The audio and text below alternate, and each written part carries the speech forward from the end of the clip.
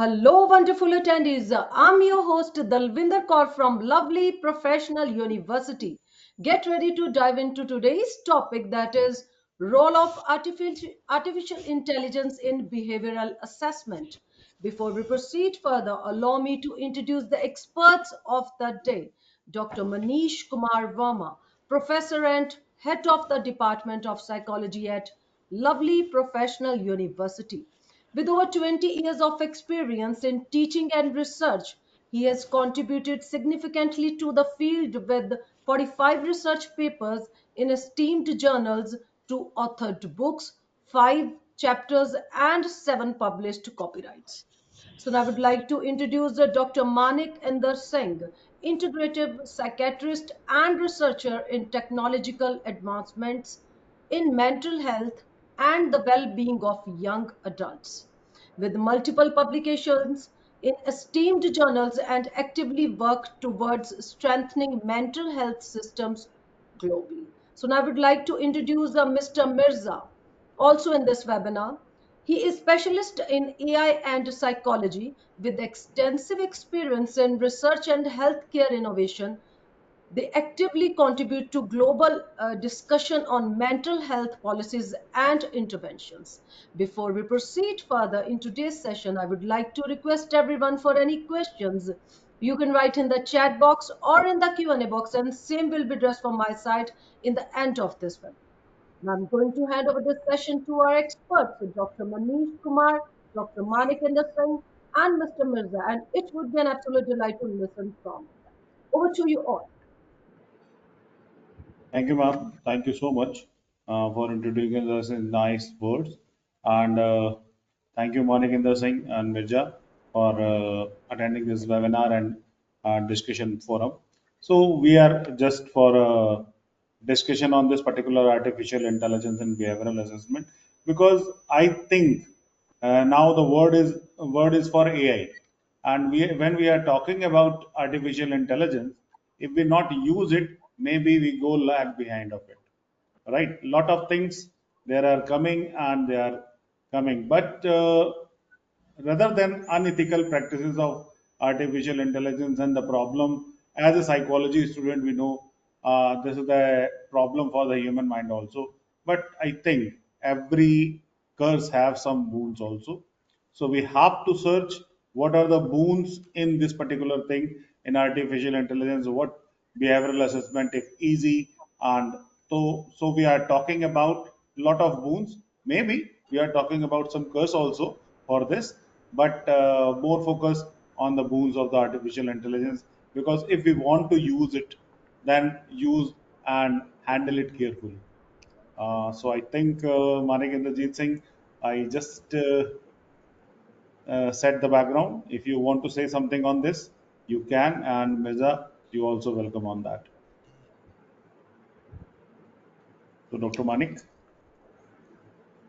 Thank you for putting it across, very beautifully about, how, and I'm very thankful to, lovely Professional University to, invite me over and talk about, two very important, this is a very good crossroad of, artificial intelligence and behavioral assessment and psychology. I think these are two most widely talked about topics, and, to kind of merge them into one, I think is a brilliant, initiative by the university. So, like I'm sure everybody knows that how mental health concerns are growing, and WHO also said that 1 in 4 people are suffering from mental health issues. And when we talk about artificial intelligence, it's again, people have been using it widely. There are companies across countries which are now coming up with newer models to build up better models which can help people use them and use it in different ways. And I think mental health industry has been a little late towards getting it, but I think once we discuss the historical concept,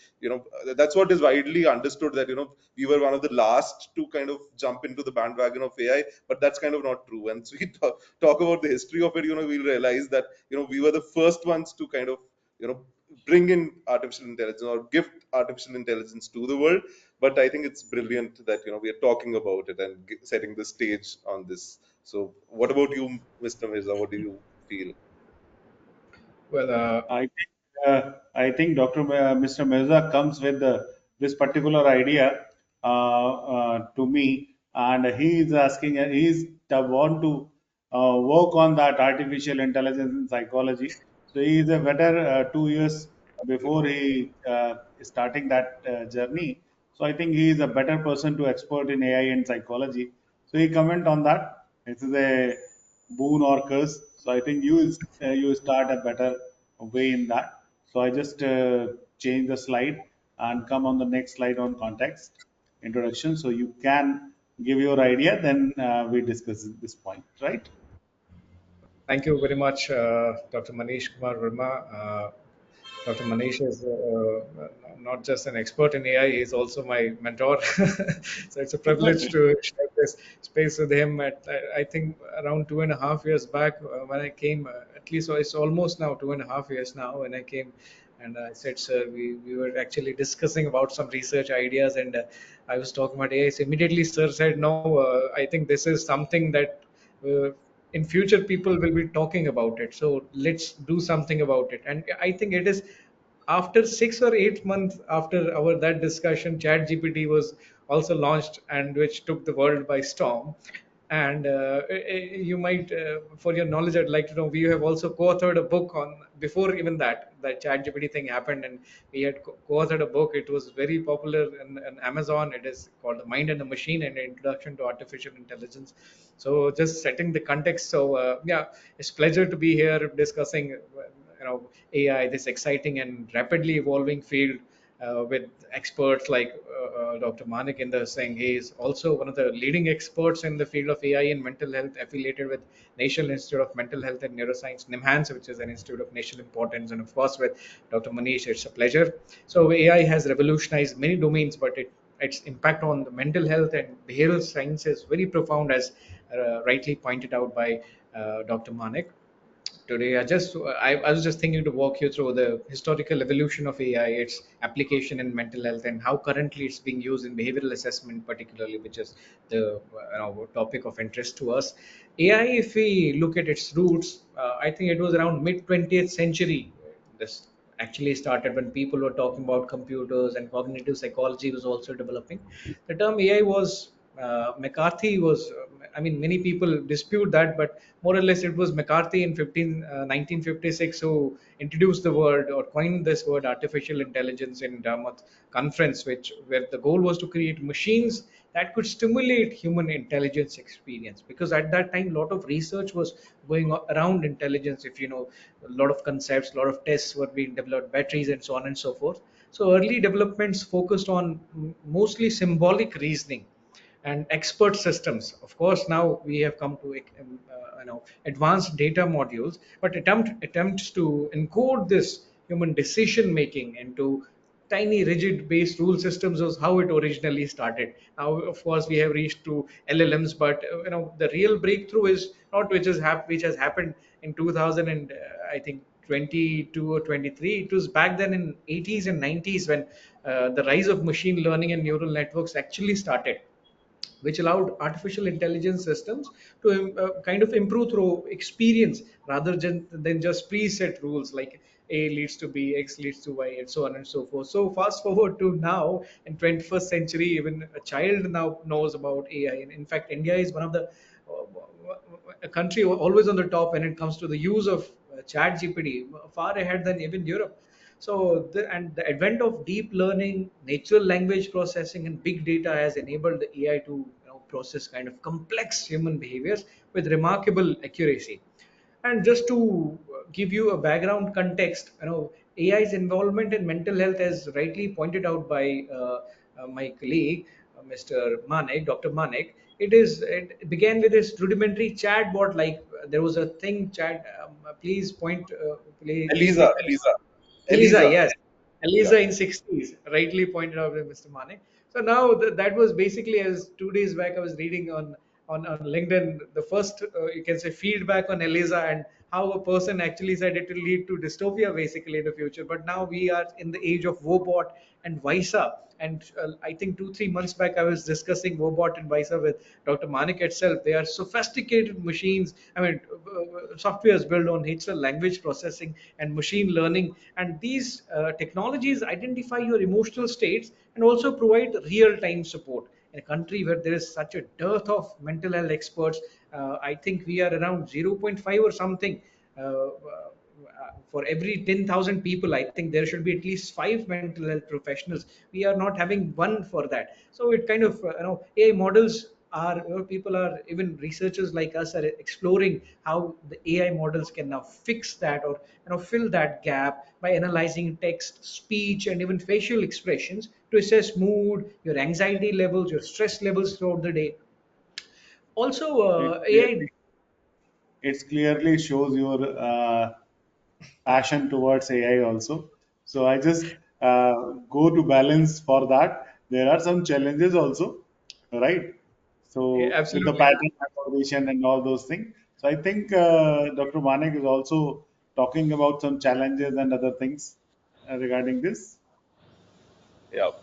So yeah, when we talk about challenges, see now for this, like how Mr. Mirza was pointing out. So for technology and mental health, I've traveled globally, and we've got collaborations with Brazil, US, and other evolving countries with Niman's Digital Academy, and some of my personal affiliations with these, and I'm also part of World Psychiatric Association's thing for digital mental health. So I'm one of the few Indians who are a part of that consortium. So what we were also discussing is there needs to be set guidelines when it comes to the ethical perspective on using artificial intelligence, specifically in terms of mental health care.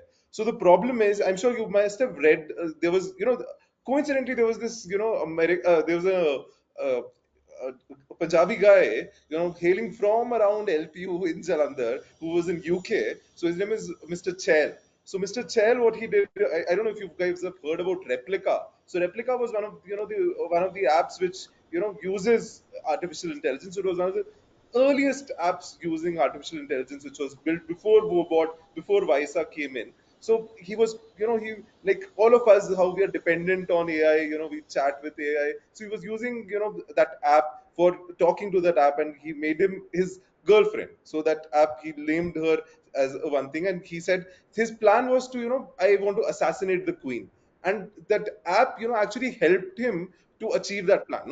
Not that he assassinated her, but then that app was kind of helping him out, that okay, that's a good plan, you can help it out this way, you can do this, you can do that. So it gave him steps how to evade from the police. So this was a very good report, which was, and now he's behind bars. He was in prison for 8 years, and this was a report which I was reading on BBC. So there have been multiple such reports, where chat gpt, where other mental health apps, because they're unregulated, were not formed by physicians, do not have we don't have control over them. So they have been, they have also been responsible for the suicide of people. So where a person told, there was a recent report where a person said that I'm not feeling well, I feel like jumping off from this cliff, and the app said, because it does not understand the context behind what is being said, it was like, yeah, this looks like a nice place to jump off, why don't you do that?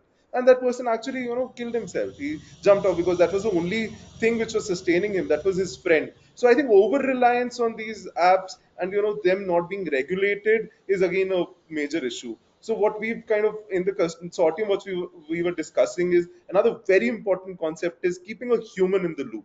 So human in the loop is something which is extremely important. And if you read about the ICMR guidelines also, the Indian Medical Council for Research guidelines on AI, so they also talk about keeping a human in the loop. So you can't let these artificial intelligence rule over you and do whatever they want. You need some human intervention there. So I think that is something which is important.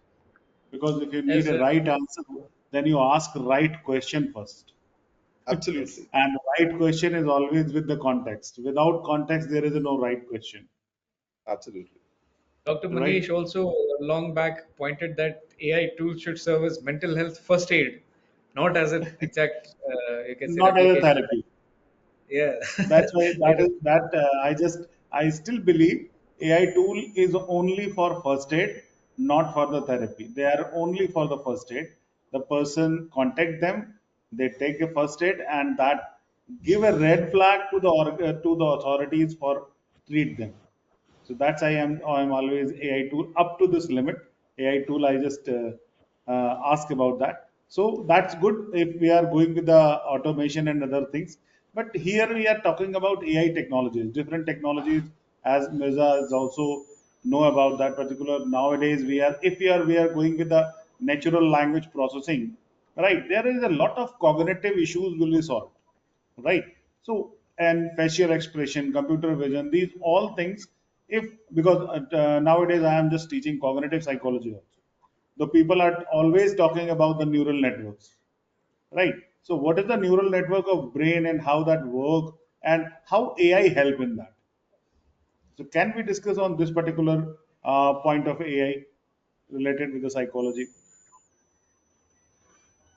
Yeah, I think this is what you bring in is very important. I think like how we move from for that we should know a little bit of historical context, and I think you'll be one of the right persons to tell us about that also. From how psychology has moved from psychoanalysis to Rogerian psychology to now cognitive psychology, and that has taken the front seat, and that has actually evolved the like how Mirza was talking about. Eliza was one of the first ever artificial intelligence or artificial bots to be built, and it was based on a Rogerian psychologist. And how it has made it easy for that these machine learning techniques also to pick up these cognitive behavioral therapy things and start interacting with a patient. So I think it is absolutely an important topic to be talked about on how these technologies and what is the core of these technologies and how they work.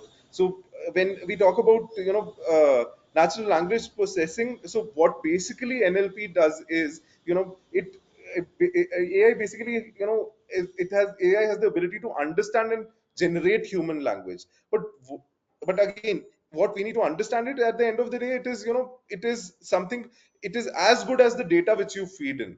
So there is a old saying, computer saying, garbage in, garbage out. So whatever you feed in AI, it is going to respond you in the same way. So that is what the ethical perspective, again, getting back to the ethical perspective of it is that it is based on all the biases which we had, because we have trained it on the biases which people have. So when we try to contextualize it in an Indian setting, or say in a middle African country, if you want to contextualize it or use it, it doesn't work very well.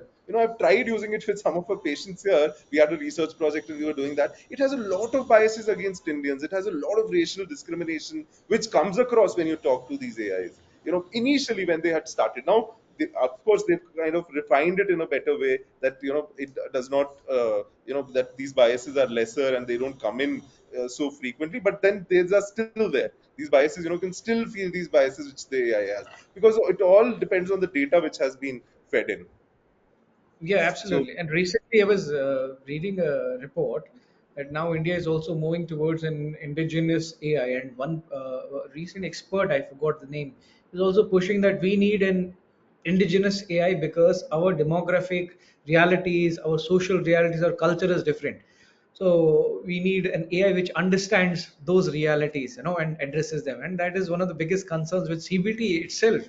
Now, when we are giving CBT, now a lot of people, or RABT for that matter, a lot of people, and even recently we were working on a study that we have communicated recently, me and Dr. Manish, and the insights on the interviews was this, that people were actually feeling that AI is not sometimes able to be culturally sensitive and identify or relate to them and provide that in-depth emotional touch. So because most of the times, as you rightly pointed out, AI is as good, the model is as good as the data that you feed into it, number one, and how it actually processes that data, reaches a conclusion, is in itself a black box.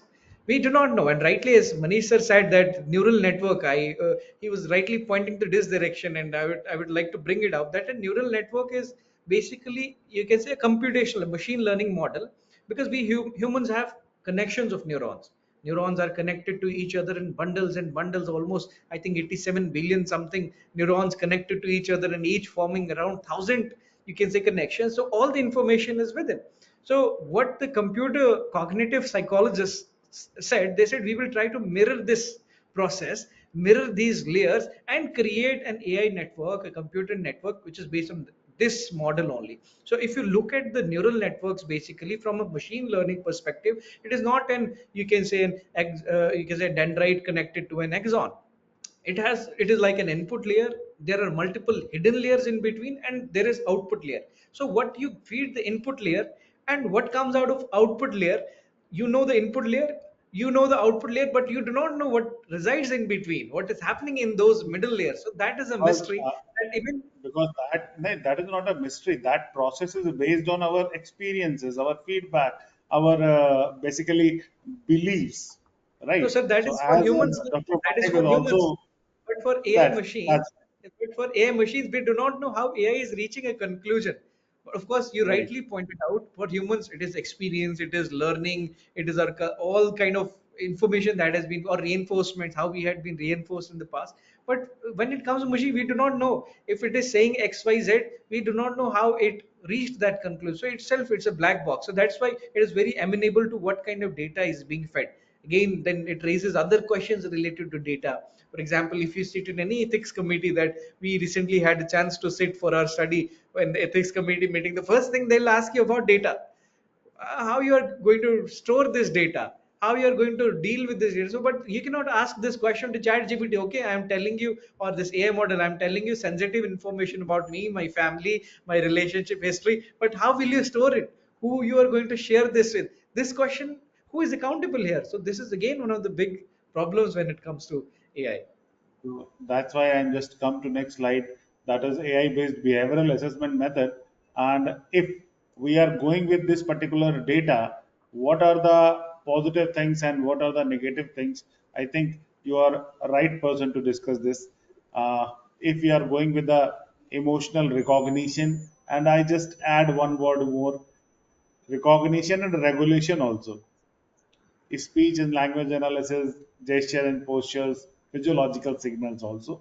So if we are going with the to up to this level of behavioral assessment, how the things are good and bad for the psychology student, if they know about these things, right? Then how psychological studies are easy and how they at what level they are tough, right? So can you just put some light on this particular things? Yeah. So Sure. I'll go ahead. Yes, I'll, please. I'll take lead. I'll take lead, Mirza, because this is something which I'm very passionate about. So, I think it started with, if you read literature, it started with ecological momentary assessment. So EMA, forms the crux of it. So it's a very important topic for all psychology students also to read about. EMA is, one absolutely brilliant, technique which was founded, and, and with the help of AI, it's amazing the things which you can do with it. Again, like, I love how Dr. Manish, pointed out that everything comes with, its own problems. Everything has its, boon and bane. So does EMA, but EMA is one brilliant technique. So what EMA basically does is it wants you to, record the behavior, the pace at which a person walks, the way the person talks, everything related to the person at specific intervals. So, what, with the help of AI and with the help of other, machines, like the watch which you're wearing now, you have rings, which record all of that. So, there are multiple parameters which you can record, at different intervals. You can keep recording it. You can record it at, 1 hour interval, 2 hours, 3 hours. So, a longitudinal data of it will give you, a good insight into what the person is, feeling, or how the person is, doing. So that will give you a very good, assessment method. That will be a very good assessment method for you to, to answer the questions, if, the person's psychotic, or if the person's, having a depressive episode, if the person's, n number of things. So there are multiple researches which, are going on at our institute also with respect to EMA. So we've also collaborated with, Harvard University for one project which is called MindLamp, where we have patients with psychosis, longitudinal study which has been going on since 5 years, where we've given smartphones to people, to record to basically do EMA for them. So it also records, their sleep patterns. It records, if they're having any hallucinations, any psychotic episodes, and again, their eating patterns, everything. But at the same time, what we've seen, during in between the study, when we were checking with these patients, they felt extremely irritated. They were like, why am I supposed to fill this up every 3 hours? Why is this pop-up notification coming every 3 hours and wants me to, it's monitoring me. It feels more like, they are checking on me every 3 hours. There somebody is, after my life every 3 hours. I don't want this. So that we had to listen to them and kind of increase the time interval to 6 hours. So it went to from every 3 hours to 6 hours, and then we had to increase it to once a day, because people were not comfortable. So like how Dr. Manish mentioned, that everything comes with its own problems. Although it's a wonderful technique, although it's a wonderful thing which can help you with assessments, but again, it's at the cost of privacy, at the cost of troubling you, at the cost of making you feel like you're a slave to this this machine and with these technologies. So again, it has to be you know dealt in a way. But again, how Dr. Mirza was talking about, we have heart rate variability, we have multiple, things which are of importance, where research is, going on, and where we are seeing the connection between this and other behavioral problems which people have. So I think it's amazing if you guys can pick up this and ask or bug, I would say, Dr. Manish, and bring these topics and tell him that, no sir, I want to do a research on this. I'm sure he'll be very happy. So this whole, at the end of the day, we would I would expect that a lot of more people who are seeing this webinar come and say that, oh, I want to do a research on EMN. And I'm sure with all the facilities which LPU has, with all the interdepartmental research which is possible, you guys can probably you guys come up with something new which we'll be using later, and we'll be proud of, and the world will be proud of. Okay, this is a product which has come from India, where this has been possible, or people have been have predicted that XYZ physiological measure can predict depression instantly, or is the first marker, because there are no biomarkers for depression currently. So this could probably be one of the biomarkers which LPU develops. Exactly, that's a very interesting point that you've touched. I would just like to give my 2 cents, because I have a tendency to, venture in the that dystopian realm when it comes to AI, and rightly so, and rightly so. I'll just add, like recently, few months back, I was reading a report in which one person was wearing an Apple Watch, and he had an heart attack, and Apple Watch predicted it. Apple's AI system predicted it, and timely intervention saved that. Now, immediately when I was reading that, you all know Harari's book, that 21st ideas, 21 ideas for 21st century or something. There are other futurists also that I follow. Immediately popped up that there will be time, especially when we are following a biopsychosocial model. And some people, and Dr. Manik will rightly tell you that some people are of the opinion that in future we'll have some biological correlates for a lot of disorders that we currently are battling with.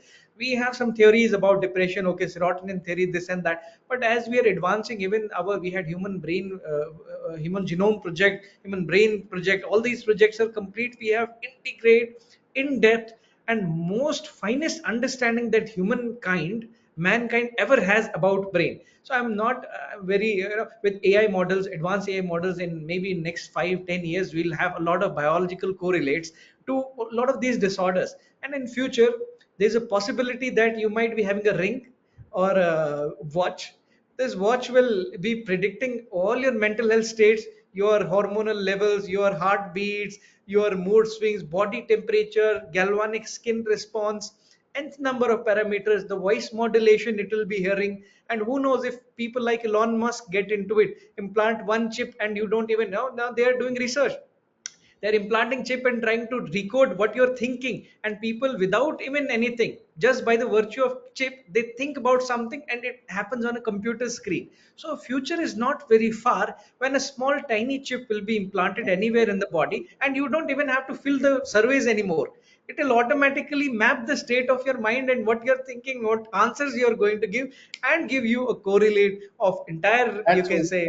that's why, Beja, I just fearful with this feature, and I'm just talking. because this is AI and psychological construct we are talking.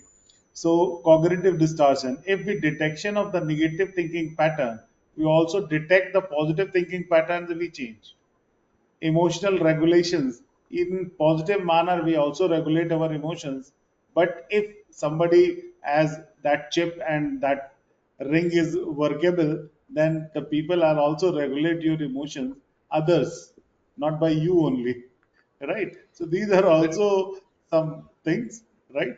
So we can just discuss these particular things. There are a lot of things, lot of models and lot of things, and people are coming for that, and it is true. So that's why I am just talking about uh, artificial intelligence must be known to every person, right? yes, absolutely, absolutely.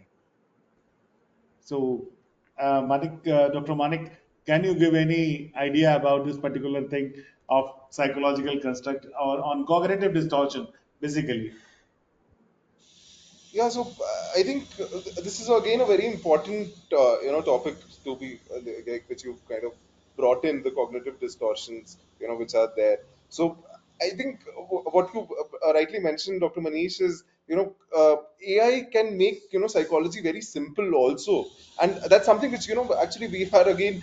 I mean, I might sound like someone who keeps talking about what things about we are doing, but that's again a platform for young students to come and join us, because we are very open for research, and we are very open to ideas as an institute. So again, something which we've picked up and which we are working with IIT Delhi and triple IT Bangalore here, our very close associates, is on training doctors and training psychologists with the use of AI. So again, like how Dr. Mirza had mentioned initially, that there is a the mental health gap is huge in this country. There are less than zero point 0.5 psychiatrists for more than 10,000 population, and the number of licensed clinical psychologists and licensed psychologists is even lesser. When we talk about people who actually have the knowledge, I'm not talking about the degrees, but who have knowledge, it's very, very, very low, who can actually treat people or who can actually help people. So what we've done is we've sat with these people who are good at technology, and we've made these models to help people understand psychology or to understand psychiatry. Because what happens in MBBS also, being a doctor, I can tell you, psychiatry is a very, very small subject.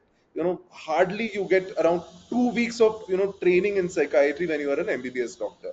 And then when you look at the population, and we had recently done a study again, Nimans was at the lead of it. The National Mental Health Survey now 2.0 is going on. We did it 10 years back, and we saw more than 10% of the population has some sort of common mental disorder. They'll have anxiety, they'll have depression, they'll have some sort of stress, and which again, as a doctor, if you come to me and I'm an MBBS doctor, I can't help you because I have not studied that. I don't know anything about it. So through the Nimhan's Digital Academy and through our collaborations with Triple IT and IIT Delhi, so we've built a model which helps the physician to understand these cognitive distortions, to understand all these psychological constructs in a very simple way. So there is again, although like how you mentioned, Dr. Manish, we also did not want the AI to go rogue and to train them independently. There's always a doctor which is present during these training sessions. But the AI model which we've involved, or which we have evolved and built, is basically for practice, to help them,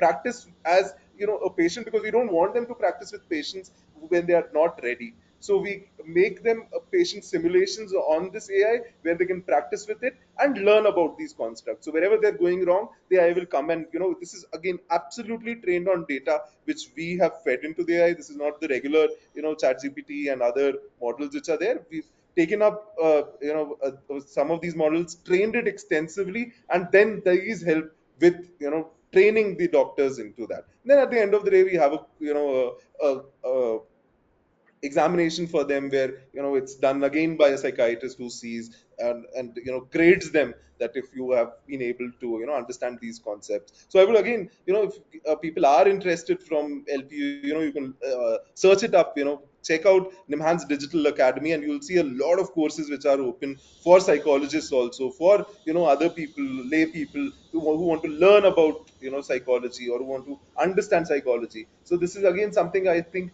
where there's a lot of potential with AI, when we talk about these psychological constructs. Yeah, Right. interestingly, this is a very interesting application of AI tools that you have mentioned. And yeah, Nimans Digital Academy has been doing a lot of work in this. And I think Dr. Manik is involved in that also. I would like to add, like, 2 3 days back, I was reviewing a study. Some Australian researchers had submitted it in a Journal of Medical and Internet Research, and I am a peer reviewer for that. So it came to me, and I was reading. Though I'm not supposed to discuss the results, but the idea was pretty brilliant. They had used AI models to train them to act like patients. All the data that they had of patients, they had fed that into a model, and now this model was acting like a patient. So they would you actually train CBT therapists, psychiatrists in diagnosis. They'll chat with the model will come present with the complaint or the chief complaint exactly like human being, hide things and mask things, that Salman Akhtar says, and a lot of other psychotherapists also said that people always lie. So they would always lie about their symptoms and try to hide them, because the Freudian in me always says that unconscious, they try to mask it and defense mechanisms. Anyways, all those things would come into that, and then they were training psychotherapists to practice psychotherapy on that, on those patient models. Not See, this is completely opposite of what is being done. Earlier, we people are approaching AI as a tool to treat disorders, but now they have approached AI to act like a patient, so we can get better at this skill. So this is really an innovative use of AI. That right, you talked about it, and it popped, that study popped in my head, and that's what is happening in the world right now. So I think we are coming to the discussion on the practical applications as Manik also talking about the Enhanced Digital Academy. So I think that is a very good for our psychology and forensic psychology student, clinical psychology student. So kindly give other idea about the practical applications of that particular AI tools and how profiling are very easy with the using of AI to the people, diagnostics, therapy, predictions in clinical psychology. So it is useful, or it is just AI is helping them, or it is more useful to make a table and diagnosis for them. Dr. Manik.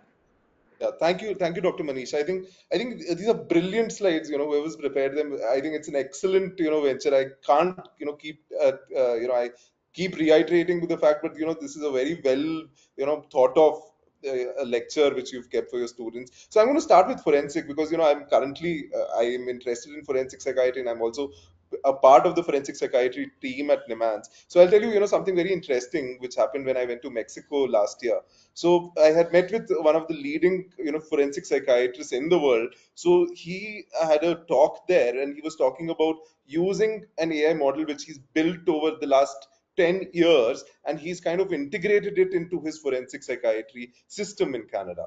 So what Canada does is, again, we have a lot of these, standardized tools which we used when it comes to forensic psychiatry. So there are tools which are repeatedly used on these prisoners or on people who have are in conflict with law. So what he's done is he's very simplified it. He's kind of put it into an AI system, and he does a daily checkup. So the nurse comes there, she puts on all the details, saying that okay, this person has had a conflict with law 5 years back. He was recently irritable, and this is his current mental status examination. This is what is this, and it instantly gives you okay, what is the predictive risk or a risk prediction model. So it gives you a risk prediction that okay, this person in the next 24 hours might be violent, so let's keep him secluded, let's put him in isolation, or it is safe to have him out. So all this is based on data which they've collected across correctional settings, across prisons, and fed it into the system.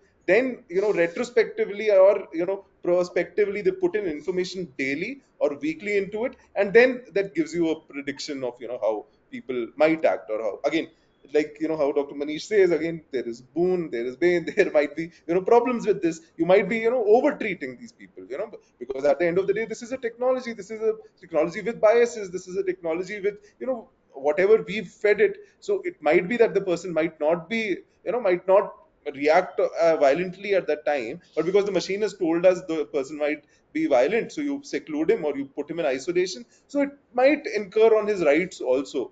So at the end of the day, clinical examination, your own, our natural intelligence is very important when you're using all these artificial intelligence. But it is again something which is of value and which has been built over a period of time, and which is going to come, in the recent, in the coming days to India and to other developing countries also. Because again, we again signed an MOU with him. We are trying to bring it in here also. We want to try it in our settings and see in our prison settings if this kind of a system works. But then again, we are very skeptical about if it will work with our settings, because again, all the data is, like we had discussed, based on their population. But this is a possibility. And the education thing and the clinical diagnostic things, I think we've talked about, and I'll not take more time and I'll let Mirza talk about it. But I'm just, very, very grateful and thankful for, having this. And by the way, I'll just tell you another thing which I've shared with Dr. Mirza also, and Dr. Manish, I'll share it with you. We're going to have a forensic conclave, next April. So which we have open to all, and this is going to be one of a kind conclave which Nimans is hosting. This will have experts from Australia and from across the world, and it has all sorts of experts, clinical psychology, social work, and across departments, everyone is coming for forensic psychiatry and forensic mental health related things. So, if any of your students are interested, and we'd invite you also to please come and join us, for that conclave.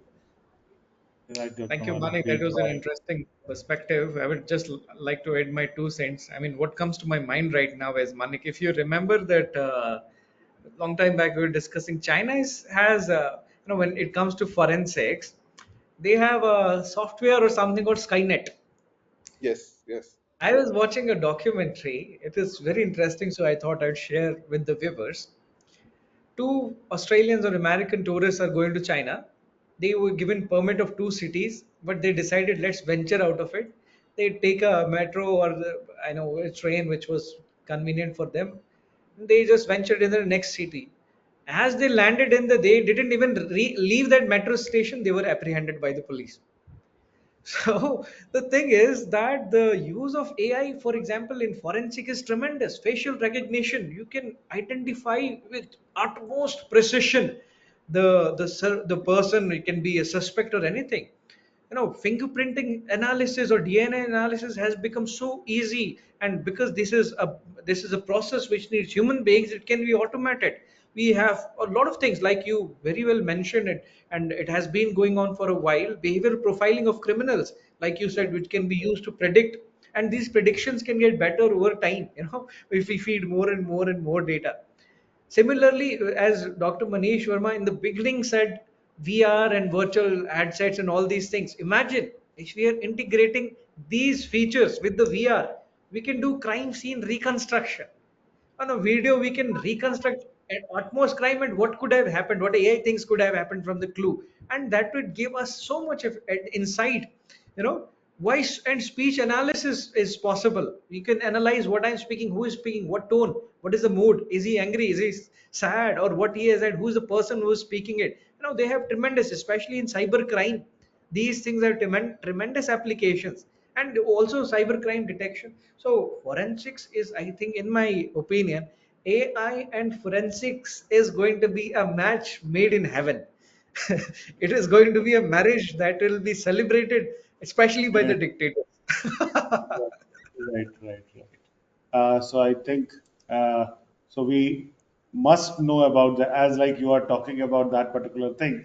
So we must be discuss this particular problem of ethical and methodological challenges, because I am just thinking about there is a lot of ethical challenges.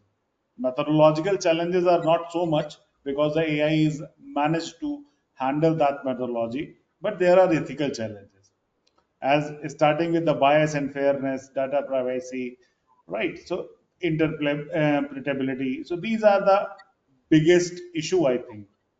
So what are the ethical challenges are there? Yeah, I Where think. they are, or they are just we are thinking about these are ethical challenges.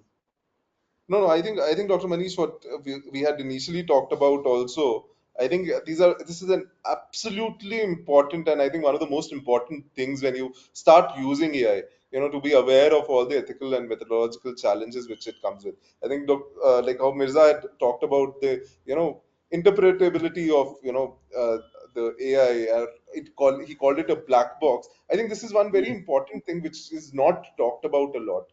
That what is the data or how it processes the data. Although when you talk about this, so DeepSeek, Kimi, and now even ChatGPT has that feature where you can see the deep logic. There is a new thing which has come up where it gives you that, okay, this is what I was thinking, or how I thought about it. But again, when you look into it in detail, that's not how exactly it processes information. So data processes information as ones and zeros. So where is it looking for that information? What are the resources which it checked? How is that information coming? We have no idea. We have absolutely no clue that what I think we are, made it I answer think we are running out of time. So, right. right. So we are not having a lot of time. So can you give a comment on this particular, any case, if you have any research evidence or case study in your institute for this particular? We discussed already many cases, but any specific case related with the autism or PTSD, if you have, then you can discuss.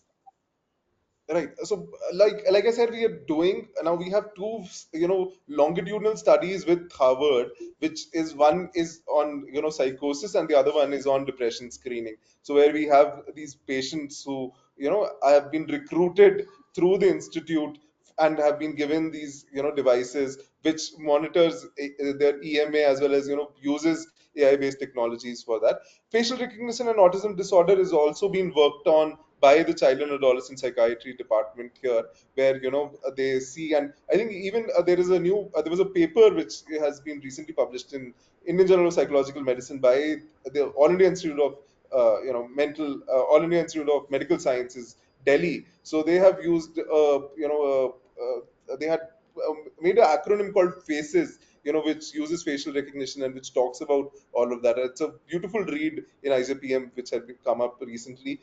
PTSD is not an issue in India per se. We don't really see a lot of Ah, people with PTSD, but then we have a close working relationship with the army. Also, we have tied up with the BSF. But again, we see a lot of suicide. So again, we have tied up with Triple IT Delhi, and we are working on a model for predicting suicide. So again, which you'll probably see in the coming years.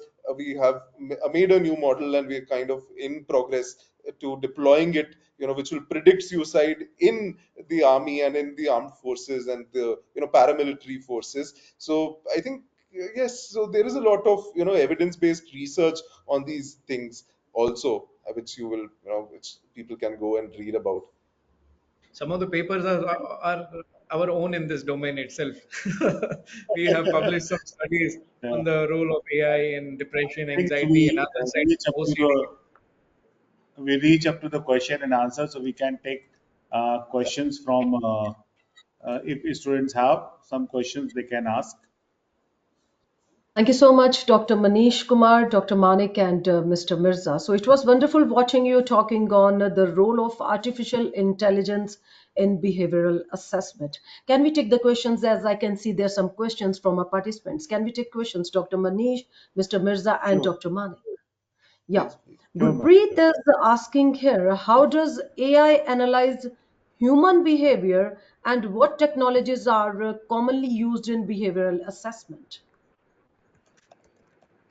I think Dr. Manik, you can answer of this Sure. particular thing. So yeah, I think like how you had mentioned on your slide also, there are a lot of things, which there are a lot of technologies which go into it. Computer vision is one. So in what basically happens in computer vision is it recognizes based on the images which are available. So all these images are fed into the data system, and then all this kind of is Yeah, processed absolutely. by the AI, and then it gives its response based on whatever data it has.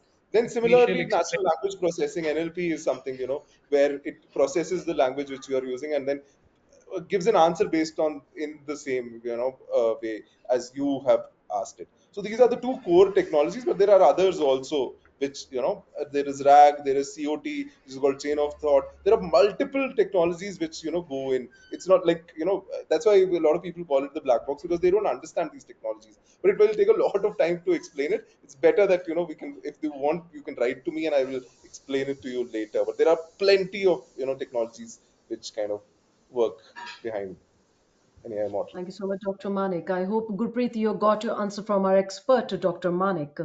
Tamanna is asking here, what are the advantages and limitations of using AI for behavioral assessment compared to traditional methods?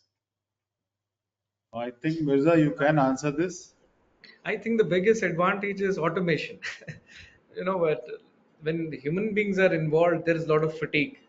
A lot of processes are very repetitive. Even in behavior analysis, a lot of things are done. The process is same, but human beings have to be a lot of man forces needed. If we have some automation of these things, we can process a tremendous amount of data in a very short span of time, and also over time we can make these systems more and more efficient. So that is one utility out of many. And I have explained we can use AI systems in facial recognition, in fingerprint scanning, in also surveillance. And when it comes to health, we can use it to track body parameters, and a lot of companies are already venturing into that field.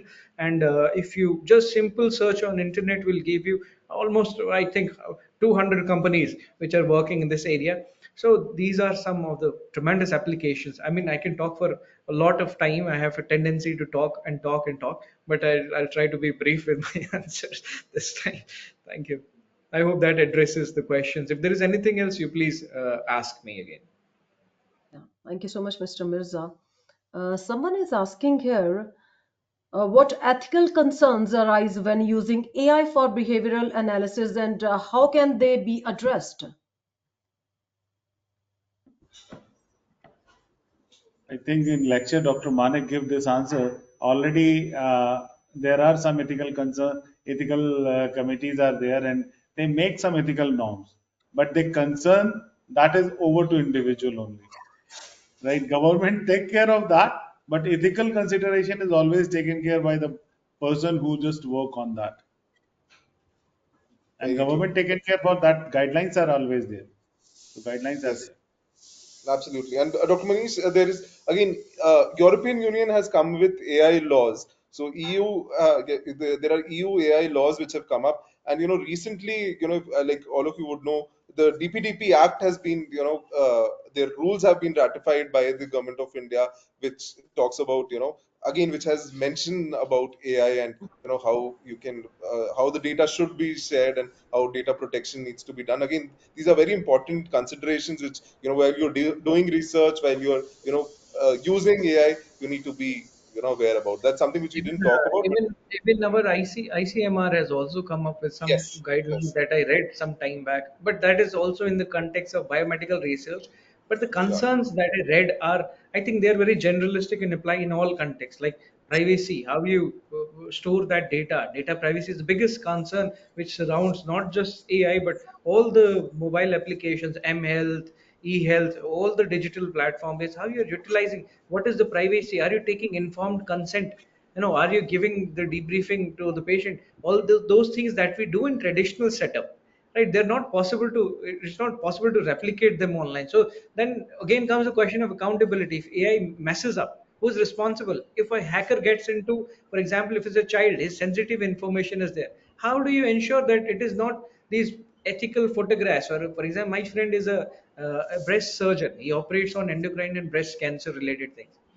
Lot of data that will deal with a lot of, in operational settings, surgical settings, it needs images, right? So how do you ensure that the images of his patients, tomorrow some hacker has not breached his mobile phone or device, and next day all those private images are on dark web?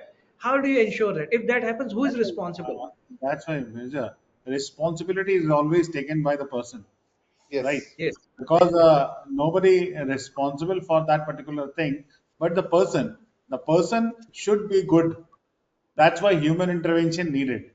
Needed. yes, So if that comes with AI, how can you hold AI accountable? even these companies are LLCs, limited liabilities. Even if they mess up, you have to file a lawsuit against the company, not the human beings. So there is No, no no, but I accountability. agree with Dr. Manish. I agree with Dr. Manish here. So at the end of the day, the person who's using the AI will be held responsible and should take responsibility for it. So you need to, you need to be very careful while using these systems. So you need to, whoever's asked that question, needs to keep in mind that if you're using it, like how Dr. Mirza also said and Dr. Manish said, the responsibility lies on you, and you will be held responsible with the new DPDP Act also. The DPDP Act says whoever is the data, fiduciary will be held responsible for this. Thank you so much, I'm Dr. unable to hear. Manish, Dr. Mirza, and Dr. Manik. I hope all the participants got the answers from our experts.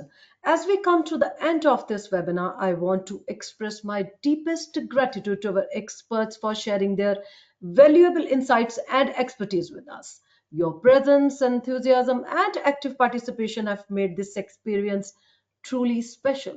Hopefully, the attendees found this webinar to be valuable and will be able to utilize the information for better decision making regarding admissions. If anyone wants to access this webinar again, they can visit our website, that is lpu.in, or can be accessed on YouTube also. Stay connected with us for future webinars. Until we meet again, with the permission of my seniors, I would be signing off this webinar. Take care and goodbye. Have a beautiful day. Thank you, Dravindra ma'am. Thank you so much. For having Thank us. you. Thank you, Dr.